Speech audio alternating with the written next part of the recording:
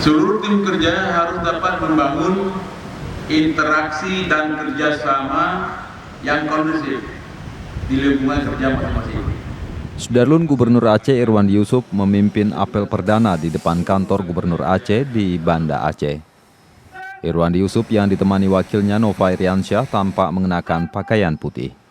Tidak terlalu resmi pakaian yang dikenakan oleh orang nomor 1 di Aceh ini pada hari pertama ia bekerja sebagai kepala daerah. Bahkan ia hanya memakai sepatu sneaker kasual. Apel upacara berlangsung pukul 08.15 waktu Indonesia Barat, turut dihadiri oleh seluruh Kepala Satuan Kerja Perangkat Aceh atau SKPA, beserta seluruh pegawai di lingkup jajaran pemerintahan di kantor Gubernur Aceh. Banyak setiap hari kerja kita membenahi BPJS, karena itu yang menjadi kebutuhan pokok masyarakat. Kemudian kita akan panggil PLN untuk bicara tentang listrik agar jangan blackout lagi di Aceh.